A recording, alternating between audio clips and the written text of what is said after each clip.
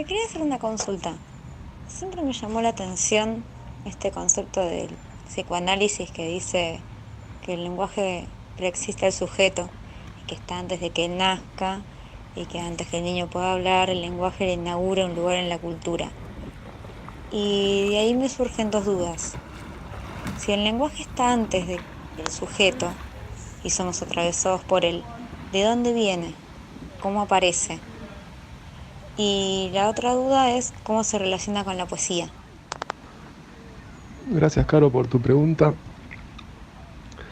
Parménides, un filósofo presocrático, tenía una frase que decía así: pues lo mismo es ser, pensar y decir. En tu pregunta está el presupuesto de que el lenguaje es anterior al sujeto. Y entonces, ¿de dónde viene el lenguaje si se supone que el sujeto es el hacedor de las cosas? Pero en realidad no hay ni antes ni después. Si uno explora en la propia conciencia, no hay más temporalidad que el ahora. Ese es un primer elemento a tener en cuenta. Eh, la mente pone antes y después. La mente pone aquí y allá.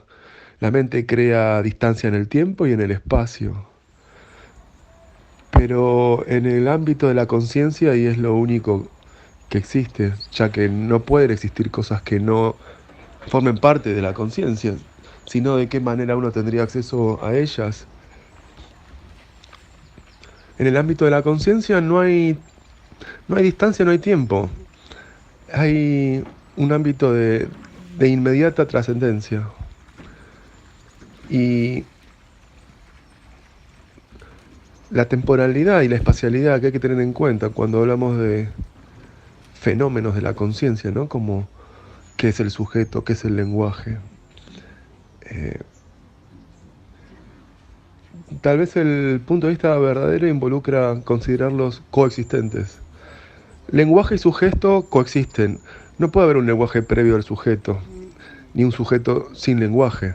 De hecho, sujeto y lenguaje son conceptos filosóficos.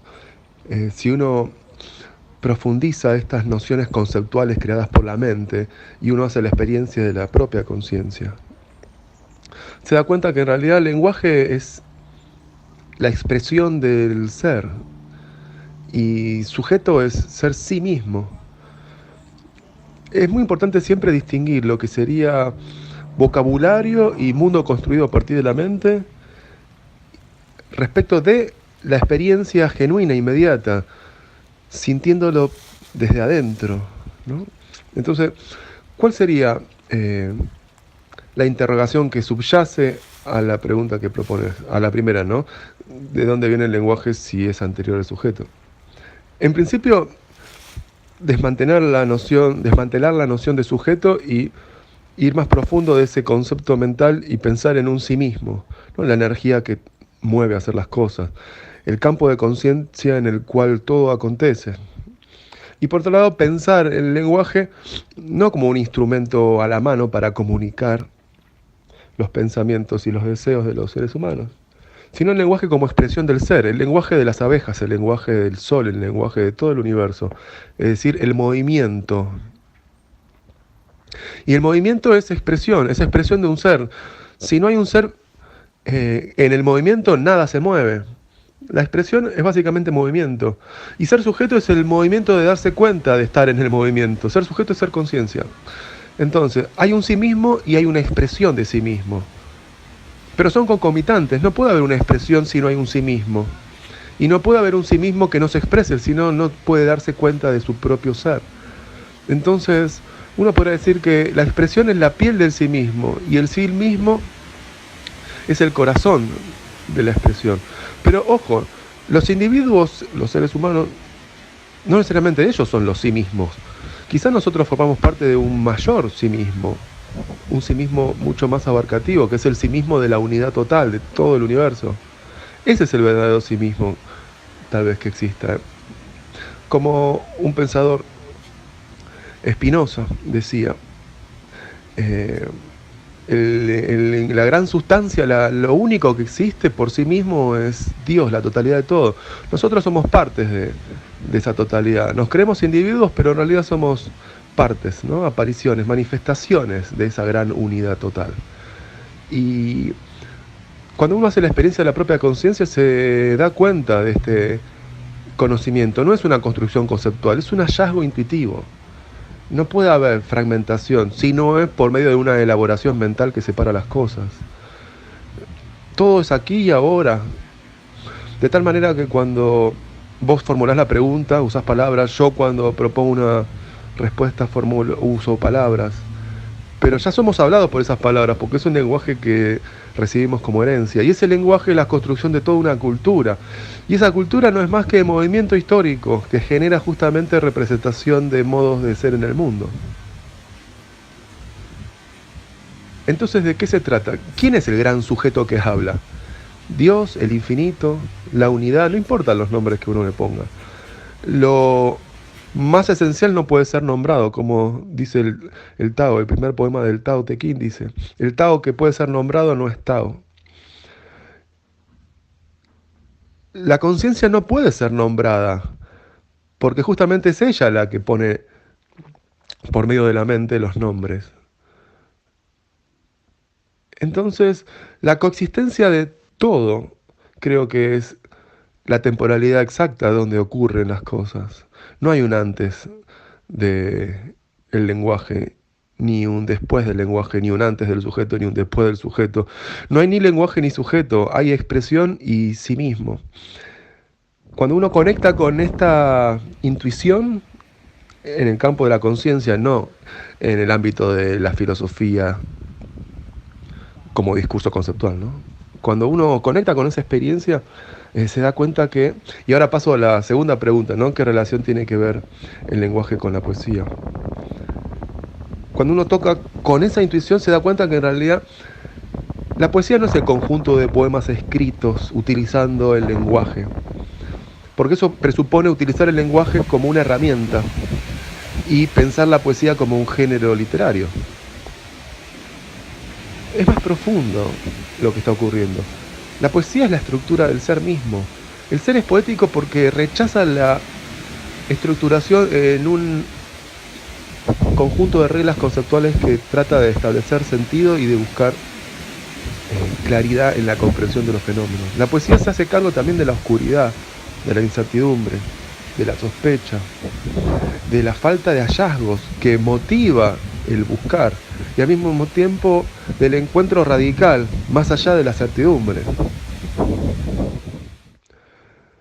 De tal manera que el lenguaje es esencialmente poético y cuando viene la mente y viene la cultura a tratar de utilizar ese don para servicios que tienen que ver con una lógica inferior, en el sentido de que solamente se busca solucionar problemas o manipular voluntades. Entonces el lenguaje se reduce en su dignidad a ser meramente una herramienta. Por ejemplo, la mano. La mano es la primera herramienta ligada al cuerpo, pero también la mano sirve para acariciar, la mano sirve para hacer arte, para la danza, para pintar. La mano no es solamente un instrumento, al mismo tiempo es un pequeño corazón que se expresa. Entonces, no tenemos que pensar el lenguaje como una herramienta disponible para la comunicación humana solamente. Ese es un nivel, está bien. Pero más profundamente el mismo lenguaje es poético en el sentido que está compuesto de la intensidad, proyecta una expansión y tiene sus raíces en la profundidad de lo incognoscible. Lenguaje y misterio están de la mano. El misterio se expresa de una manera irracional. Y la razón viene a tratar de entender, comprender, conectar, generar asociaciones, hacer ciencia, religión, filosofía, arte. Pero ninguno de estos lenguajes sirve para totalizar la fuente del misterio. De esta manera, lenguaje, poesía y misterio no son más que tres palabras que apuntan solamente a una misma realidad. La realidad de lo uno, que se expresa a sí mismo por medio de su propio ser. Por eso escribir un poema no es esforzarse en hablar raro, sino es dejar acontecer al misterio que se expresa a sí mismo por medio de nuestra vida y de nuestra mente. Lo mejor que podemos hacer es callar la mente para que ese espacio habilitado por el silencio de una mente callada empiece a resonar todas las cuerdas que estaban apagadas por este murmullo cotidiano, ¿no?, de la mente. Y entonces esas cuerdas están nuevamente disponibles para que una voz más profunda las tome y las haga vibrar. Y esa voz más profunda es el misterio y es la vida como forma del misterio que nos vibra interiormente. Por eso no hay que pensar en una pose particular para escribir un poema, no hay que esforzarse, no hay que trabajar duro en hacer que el sentido salga, sino más bien el único trabajo que hay que hacer es el de ir hacia atrás, el de desenrollar lo que está anudado, quitar lo que obstaculiza, eliminar lo que frena, sacar afuera lo que está tapando, porque la realidad y lo uno y la conciencia ya son. El río ya fluye, lo que hay que sacar es la piedra que obstruye ese río. Y esa piedra es el ego, es el sujeto controlador de un lenguaje pensado como instrumento para la comunicación. Entonces, no hay lenguajes para comunicarnos, no hay sujetos controladores, sino más bien que hay expresión del devenir y un permitir que la expresión del devenir se haga a sí mismo, por medio de todas las formas del universo, inclusive la propia forma del universo en uno, es decir, la mente, el cuerpo y el alma. Por eso, la única actitud que tiene que tener el poeta es la de estar disponible, a ser flexionado por el viento de la inspiración, el viento profundo, como un pasto en el bosque. El pasto en el bosque no está rígido, cuando viene el viento se flexiona de un lado para el otro y parece que está danzando. Lo mismo es el poeta. El poeta se permite flexionar por las inspiraciones que acontecen en su corazón y danza. Escribe una palabra, escribe otra palabra, borra, revisa, como un pasto en el bosque, moviéndose por el viento.